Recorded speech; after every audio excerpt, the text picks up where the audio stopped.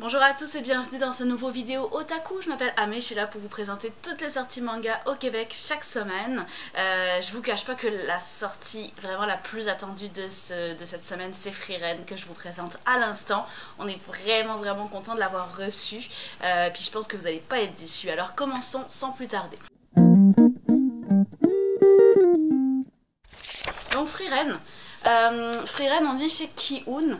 Vous avez le tome 1, le tome 2 qui sont sortis en même temps et également un collector du tome 1, ce qui ne s'est jamais vu chez Ki-hoon, hein, c'est une grande première, un magnifique collector, je vous le présente dans un instant. Alors, pour Frieren, on est sur un shonen d'aventure, mais un peu différent des autres. C'est une série qui comporte pour l'instant 6 volumes.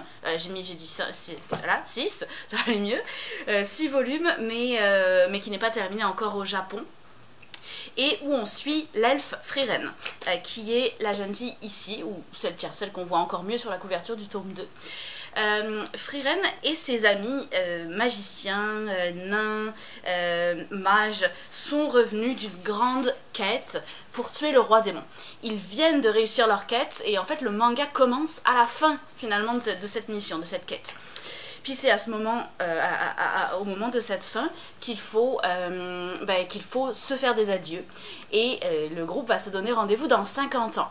Comme des amis qui sortiraient de l'école puis qui se diraient on va voir ce qu'on aura fait plus tard de notre vie. Alors ils décident de se retrouver dans 50 ans. 50 ans passent, et c'est là que notre histoire va véritablement commencer, puis 50 ans, pour Frieren, la jeune elfe, ça équivaut à une petite pichenette dans le temps, là, c'est rien du tout pour elle. Par contre, pour ses amis, qui ne sont pas des elfes, il en va un peu autrement. Donc, en accomplissant son pèlerinage pour aller voir ses anciens amis et tenir sa promesse, elle va... j'adore cette scène, elle est magnifique, regardez ça. Regardez cette double page comme elle est malade. Fait qu'en faisant son pèlerinage pour aller voir ses anciens amis, elle va faire face au deuil, aux difficultés de la vieillesse. Elle va apprendre à faire face à une nouvelle arcane, celle du cœur et celle du côté éphémère des êtres humains. Donc vraiment un shonen qui se différencie des autres énormément par la délicatesse du récit. Il prend un peu le contre-pied des mangas habituels d'aventure, avec une quête qui est déjà terminée, où on voit qu'est-ce qu'il advient des héros finalement une fois qu'ils ne sont plus des héros. Que deviennent-ils? Qu'est-ce qu'ils font de leur vie? Comment est-ce qu'ils supportent le fait de ne plus être des héros aussi? On va avoir toutes ces thématiques-là qui ressortent. Puis évidemment, il y a beaucoup de voyages là-dedans, parce que c'est un long périple que Frieren va entreprendre dans ce royaume magique. Ça ressemble un petit peu à Drifting Dragons dans le style de dessin, puis dans l'espèce de délicatesse qui ressort du récit. Ça ressemble aussi à To Your Eternity, que j'avais beaucoup aimé pour l'originalité de la quête du héros. Fait qu'on est un petit peu dans ce style-là. Comme vous avez vu, les graphismes sont absolument incroyables. On va y rencontrer toutes sortes de bêtes majestueuses, magiques, monstrueuses, mais sans vraiment d'action. Ne vous attendez pas à un shonen d'aventure qui va tourner à l'action avec des gros combats contre des monstres. C'est pas ça qui va se passer. Vraiment pas. Donc on est dans un shonen beaucoup plus bohème finalement. Je vous montre un petit peu le tome 2 juste rapidement, que vous voyez de quoi ça a l'air. Je vais essayer de vous trouver une belle image comme je l'ai trouvé pour le tome 1. C'est difficile en live. Allez, on va juste y aller. Ah, encore une image avec des étoiles. Finalement, l'auteur aime beaucoup les étoiles filantes, on dirait. Pour le tome collector, le tome 1, il est dans un super beau coffret très bien réussi, puis il contient un artbook qui est exclusif avec des superbes planches de la série. Donc très beau, très belle édition collector qui est évidemment en édition limitée, on n'en a pas beaucoup, fait que dépêchez-vous. Donc c'est Frieren, le nouveau gros succès de Ki-hoon. Honnêtement, précipitez-vous, c'est malade. Et la suite, eh bien, ce sont des light novels. Light novels très attendus, puisqu'il s'agit de grosses séries. Alors j'ai d'abord les light novels de Demon Slayer qui sont sortis, le volume 1, le volume 2 sont sortis en même temps. Je vous avoue qu'on les attendait depuis un certain moment, ils ont été énormément retardés par l'éditeur, fait qu'on est bien content de les avoir. Alors le volume 1 c'est le papillon qui ne pouvait plus voler, puis le volume 2 c'est la fleur du bonheur. Certains m'ont demandé si l'édition de ces romans qui étaient avec le coffret collector des tomes de la série régulière qui sortait en même temps serait disponible. Malheureusement, ils sont pas disponibles, ils devaient l'être, et puis je pense que l'éditeur a changé d'avis, j'en sais rien ce qui s'est passé, mais en tout cas, malheureusement pas d'édition collector. Fait que ce sont des histoires courtes qui vont évoluer dans l'univers de la série, avec les personnages de la série, mais qui ne suivent pas du tout l'histoire originale. Donc il va y avoir... on va retrouver chacun de nos personnages, de nos héros, de façon successive dans des petites histoires complètement à part qui vont nous permettre finalement de découvrir un autre aspect de ce qu'on connaissait habituellement. Puis chaque chapitre est divisé comme ça avec ses jolies illustrations. Même chose pour ici, donc il y a une belle illustration ici aussi. Il y a 4 histoires dans le premier, non pardon, 5 histoires dans le premier, puis 4 histoires dans le deuxième. Donc, les 2 romans s'appellent Le papillon qui ne pouvait plus voler et La fleur du bonheur. Et puis, un autre light novel qui était très attendu, c'est celui de Jujutsu Kaisen, enfin. Très beau cover, je l'aime beaucoup. Alors ici, on va suivre encore... des petites histoires inédites, un peu le même principe que pour Demon Slayer, petites histoires inédites dans l'univers de Jujutsu et avec nos personnages, qui commencent par une histoire assez intrigante parce que certains de nos élèves suivent Gojo, en fait ils le prennent en filature, puis Gojo se rend à Tokyo, et plus précisément à Akihabara. On l'imagine un petit peu mal dans, dans le quartier d'Akihabara, le quartier technologique, qui se demandent bien ce qu'ils vont faire là, puis évidemment, je ne vous le dirai pas, voilà. Donc, Jujutsu Kaisen, le roman. Puis j'ai un autre light novel qui est moins attendu, mais non moins excellent. C'est celui du Dévoreur de souvenirs. On avait reçu le manga dernièrement dans la collection Moonlight de chez Delcourt, qui est une super belle collection, un peu plus shonen psychologique. Et puis dans le Dévoreur de souvenirs, c'est un one-shot. Et on y suit, pour ceux qui ne connaîtraient pas encore l'histoire, on y suit un jeune garçon qui veut protéger son amie d'une peur qu'elle a de rentrer seule le soir chez eux dans la nuit, et qui va en fait se rendre compte qu'à chaque fois qu'il l'accompagne, le lendemain elle ne s'en souvient pas. Et on va se rendre compte que cette espèce de perte de mémoire est due à un yokai qui dévore les souvenirs. Pas d'illustration dans ce light novel, donc c'est le dévoreur de souvenirs. Allez, je continue avec mon prochain manga, il s'appelle Bloody Cruise. Bon, vous aurez assez facilement remarqué avec le cover que c'est un manga d'horreur. On est très profondément plongé dans l'horreur et c'est un seinen, public averti, donc on est vraiment sur un manga très adulte. On est aux éditions Omake. Et c'est une série qui va être terminée en 5 volumes. Elle est déjà terminée au Japon. Alors on suit Akari et sa famille qui profitent d'une croisière de luxe. Pourtant cette croisière inopinée, elle semble un petit peu suspecte, dans le sens où les membres de l'équipage sont un peu louches. Il y a des touristes qui disparaissent de temps en temps, on n'entend plus parler pantoute. Puis ils ont comme une étrange sensation de quelque chose qui se trame, mais sans pouvoir mettre le doigt dessus. Et donc ce voyage de rêve va prendre un tournant complètement morbide lorsqu'on va comprendre le secret du bateau, assez rapidement, hein, je vais pouvoir vous le dire parce que c'est pas vraiment un spoil, on le comprend très rapidement. En fait, il y a une section VIP dans la croisière, puis ces VIP, ils semblent avoir un certain intérêt, disons, gourmand pour les passagers normaux. Alors, quel est le secret de ces personnages? Qu'est-ce qui se passe réellement lorsque tout le monde dort? Ben, c'est la question qu'on va rapidement se poser, puis surtout, comment est-ce que Akari et sa famille vont bien pouvoir se tirer de là une fois qu'ils sont au milieu de l'océan avec des cannibales. Donc, survival en haute mer, vraiment effrayant. On est très absorbé par l'histoire, hein, vraiment comme dans un film d'horreur finalement. Le manga a une ambiance très malaisante, très captivante aussi. Puis il garde en fait plusieurs pistes assez énigmatiques sur le pourquoi de ce secret. Puis évidemment comment nos personnages vont s'en sortir, fait que c'est assez intéressant comme puzzle. On est vraiment dans le style de Gannibal, de Freak Island, de Blue Heaven qui se passait également sur une croisière ou le berceau des esprits. Et c'est l'auteur de Nuisible, la petite série Nuisible qu'on avait beaucoup aimé, qui revient avec ce manga là mais qui est quand même assez différent de Nuisible. Donc Bloody Cruise. Et mon prochain manga reste dans une thématique horrifique mais de façon vraiment différente. Ça s'appelle Monster Girls Collection, avec un super beau cover. En plus vous le voyez peut-être pas mais il est comme un peu doux, un petit peu rugueux là aussi, au toucher. Très beau manga. On a le premier et le deuxième tome qui sont sortis en même temps. Je vais d'ailleurs vous montrer l'envers du cover parce qu'il est vraiment beau aussi avec tous ces petits éléments. On est vraiment sur une thématique gothique qui a tout son esthétique et qui nous fascine. Alors on est chez Soleil Manga et on est dans un seinen plutôt humoristique malgré le côté horreur et complètement WTF. Alors c'est une série qui se terminera en 4 volumes et où on suit des monstres qui eux aussi dans leur monde doivent aller à l'école pour obtenir leur diplôme de monstre afin d'être le plus effrayant possible pour les humains. Alors notre monstrinette préférée et qu'on va suivre, c'est Ichika. Puis Ichika, elle est en plein apprentissage pour obtenir son diplôme de monstre. Mais étudier dans une école pour monstres, c'est loin d'être simple, hein, on s'en doute. Alors il va y avoir les coups bas, les règlements de compte entre monstres. Ichika peut avoir la vie dure pendant son apprentissage. Donc c'est vraiment une aventure qui a une recette gagnante. C'est drôle, c'est léger, mais accompagné d'un soupçon de violence et d'hémoglobine. On s'entend qu'on n'est pas très loin du manga d'horreur, mais en même temps tellement humoristique que l'horreur est un peu tournée en dérision.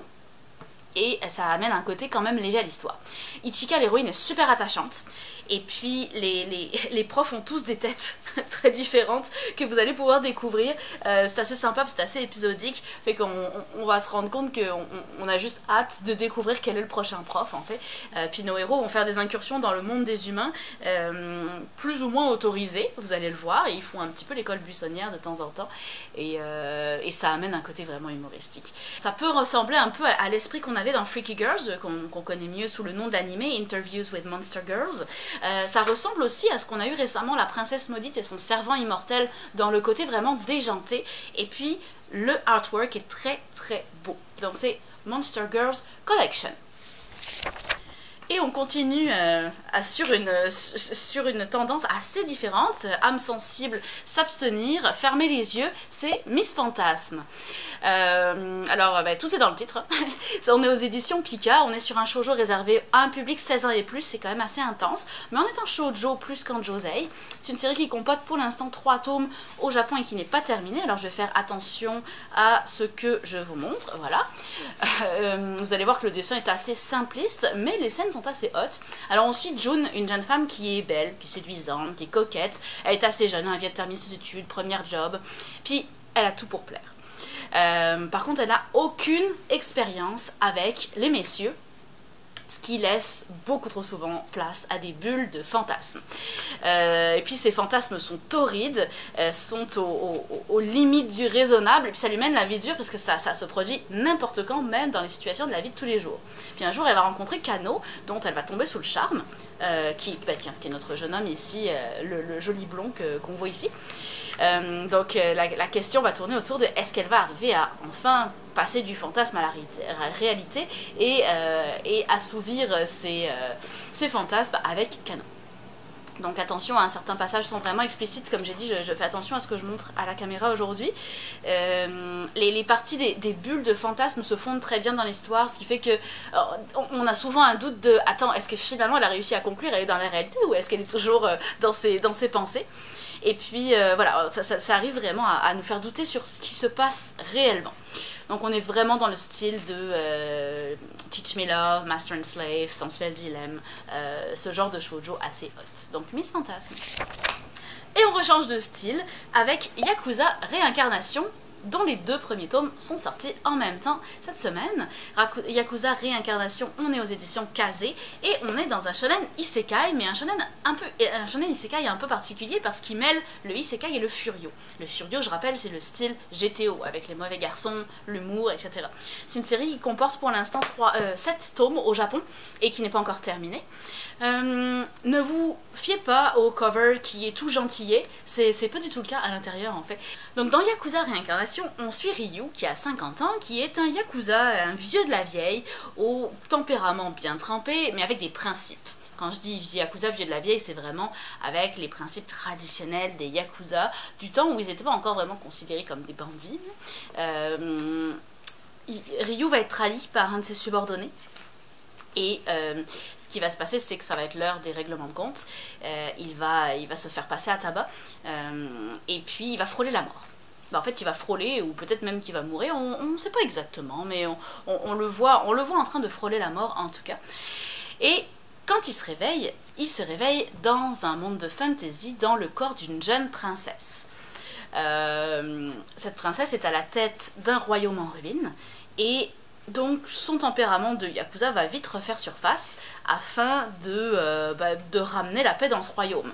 Bon, le truc c'est qu'il est dans le corps d'une princesse qui est toute frêle, toute mignonne, ça correspond pas du tout à son tempérament là. Puis elle est surtout, elle est assez molle hein, dans sa politique, et c'est pour ça qu'elle est assez couarde, et c'est pour ça que le royaume part un peu en vrille, parce qu'elle a pas la poigne qu'il faut pour maintenir l'ordre dans son royaume, et donc lui va prendre les choses en main.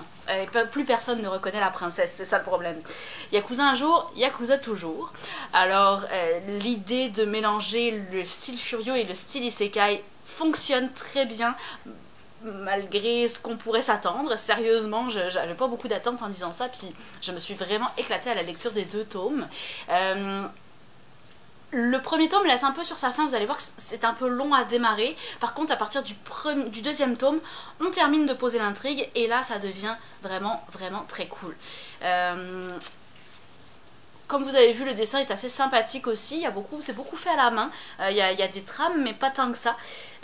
Puis voilà, moi j'aime beaucoup l'attitude de la princesse qui sait pas du tout se tenir. Voilà, là-dessus l'air d'une princesse, ben non, elle a plus l'air d'un Yakuza, puis personne ne comprend rien. Donc on est dans le style d'histoire de Rising of the Shield Hero, ou Skeleton Knight avec ce côté un peu décalé, puis surtout ça ressemble vraiment au Rakai de l'autre monde. Vous savez, ce manga où des jeunes voyous arrivaient dans un monde de fantasy et puis se comportaient un peu comme tel. Donc on rejoint un petit peu ce style. Alors c'est Yakuza Réincarnation, très belle découverte. Mon prochain livre n'est pas un manga, mais bien un guide de Pokémon. C'est un guide cherche et trouve, avec, en fait, illustré avec plein de types de Pokémon. Puis on va pouvoir, on va découvrir plein de choses, évidemment. Enfin, en fait, c'est des fiches techniques, vous voyez, des fiches assez résumées sur un peu la technicité des Pokémon. Et puis c'est alterné avec des cherche et trouve de Pokémon. C'est assez sympathique. Il y a pas mal de pages en plus, fait qu'honnêtement, il y a de quoi s'amuser. Il y a quand même pas mal de stock puis d'infos là-dedans. Donc si vous êtes un fan de Pokémon, vous voulez offrir ça, c'est un beau cadeau en fait, un hardcover. On en voit assez peu de cette qualité-là, il y a beaucoup de choses qui sortent sur Pokémon, mais de cette qualité d'impression assez rarement. Fait que oui, très très très joli cadeau si vous savez pas quoi offrir à la fête de votre prochain fan de Pokémon. Et mon prochain manga s'appelle In the Land of Leedale. On est aux éditions Doki Doki. Et c'est un shonen isekai, bien plus classique que ce qu'on vient de voir juste avant. La série comporte pour l'instant 4 tomes au Japon, n'est pas encore terminée. Et on y suit Keina, qui est une jeune fille qui vient de perdre son combat contre la maladie. Au tout début du manga, elle décède malheureusement dans des circonstances assez difficiles. Et pourtant, ce n'est pas la fin, puisqu'elle va se réincarner 200 ans dans le futur, dans le dernier jeu auquel elle jouait. En gros, si je veux faire ça de façon plus précise, là, comme elle a eu une maladie qui a duré longtemps, elle a pris l'habitude de jouer à un jeu de réalité virtuelle que son oncle avait un peu trafiqué pour elle.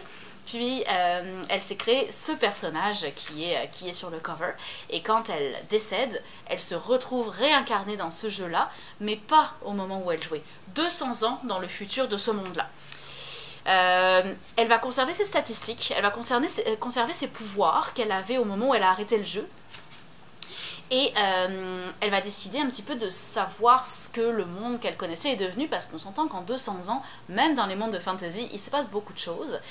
Puis sa quête va être de partir à la recherche de ses enfants, parce que oui, elle va s'apercevoir qu'elle a eu des enfants. Elle le savait pas, mais on va rapidement lui apprendre ça, et qu'elle va un petit peu vouloir savoir ce qu'il est advenu d'eux. Un peu comme dans Frieren, on retrouve ce monde de fantasy avec ce personnage tout en délicatesse, puis qui, pas toujours en délicatesse, des fois elle est un petit peu rude, surtout dans ses façons de parler, elle est assez drôle. Puis surtout cette espèce de voyage épique à travers un monde de fantasy. Il y aura un petit peu plus d'action là pour le coup. Le scénario change finalement. C'est un isekai qui a beaucoup de fraîcheur, qui m'a beaucoup plu.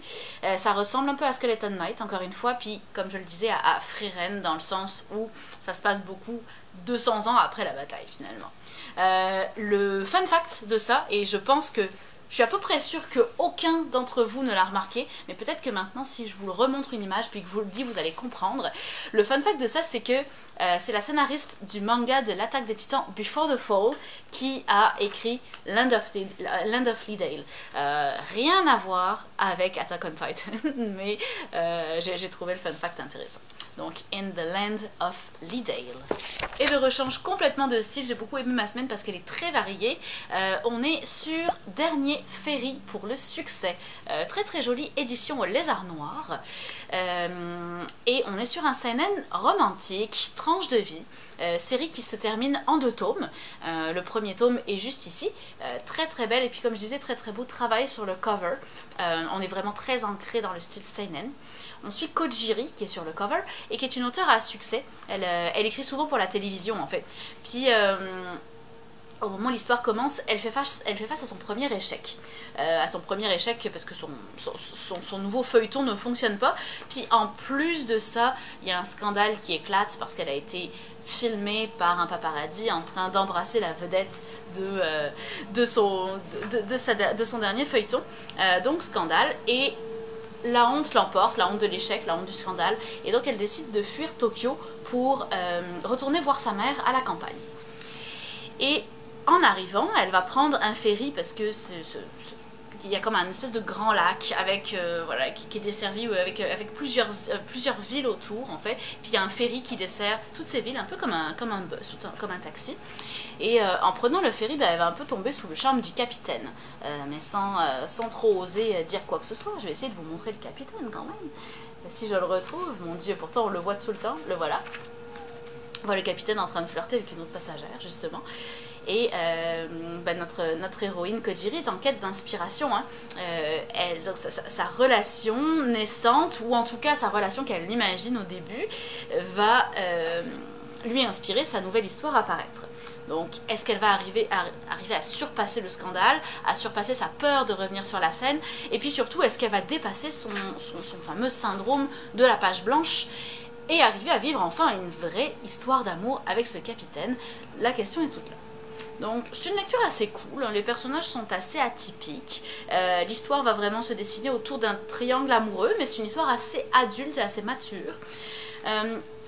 Puis ce qui est intéressant, c'est que entre le lac, le ferry, puis les sentiments que Kojiri va développer, tout ça va se transformer en un espèce de huis clos qui est vraiment original.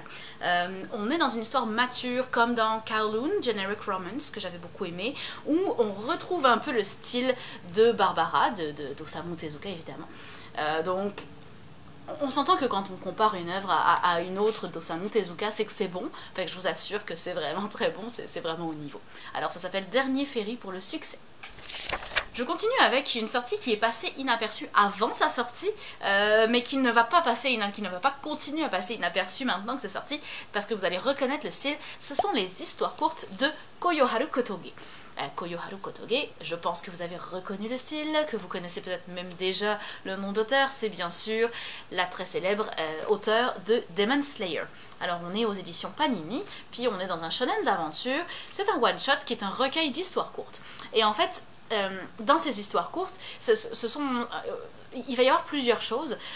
Premièrement, il va y avoir l'histoire pilote de Demon Slayer, un petit peu la première histoire que l'auteur a fait et qui l'a conduit à bâtir cette immense série qui est devenue la série la plus vendue au monde, qui a quand même dépassé les records de One Piece.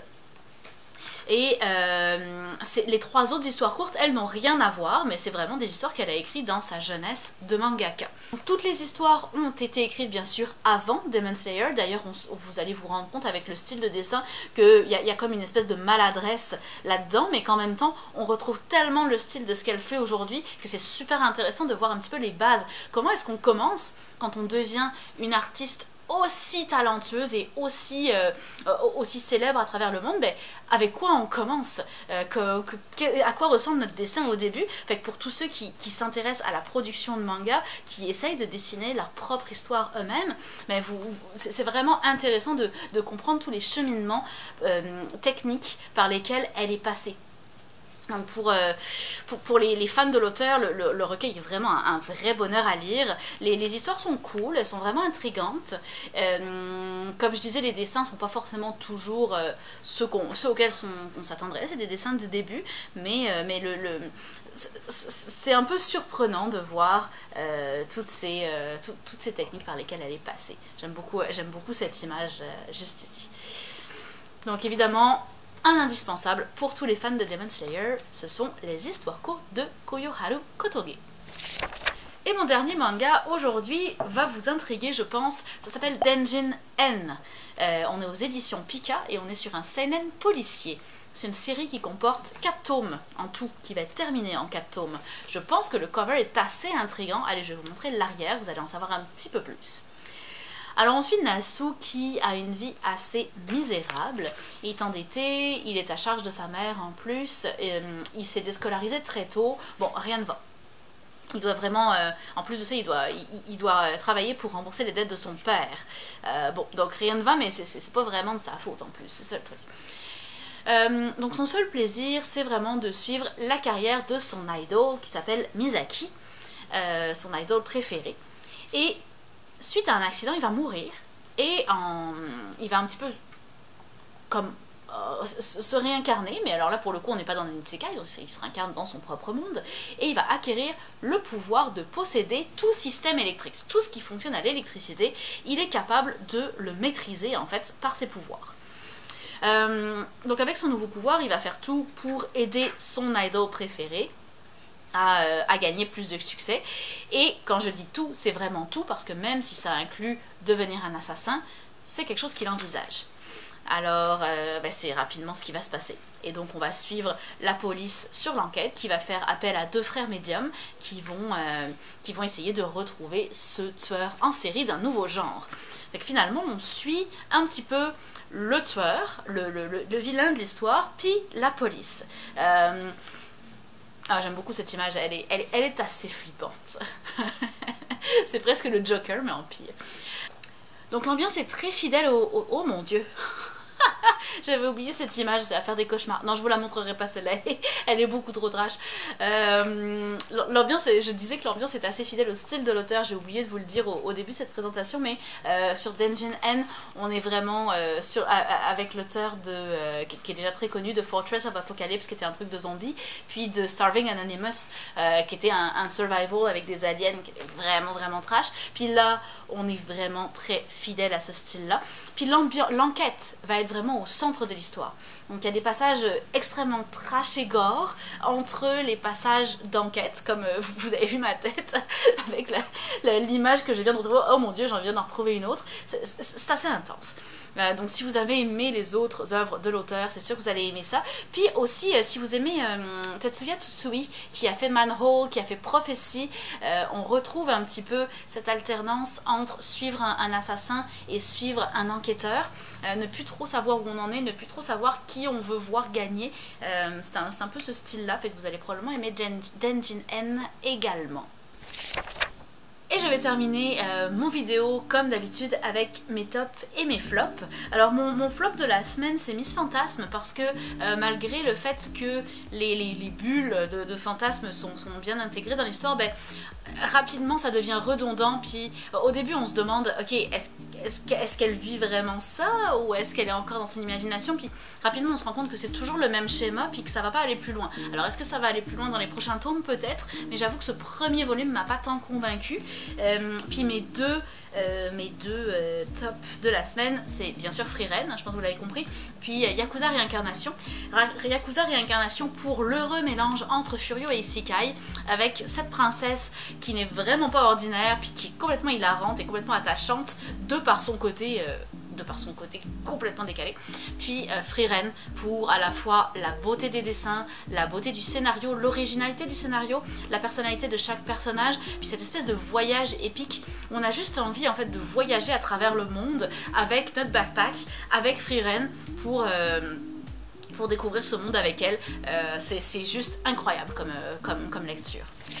Donc, merci beaucoup d'avoir écouté ce vidéo aujourd'hui. On va se retrouver comme d'habitude la semaine prochaine pour plus de nouveautés manga. Puis en attendant, n'hésitez pas à commenter la vidéo, à me dire ce que vous avez aimé, pas aimé. Je suis très curieuse de savoir si vous avez aimé Frieren, vraiment. Fait que n'hésitez pas de me partager vos impressions.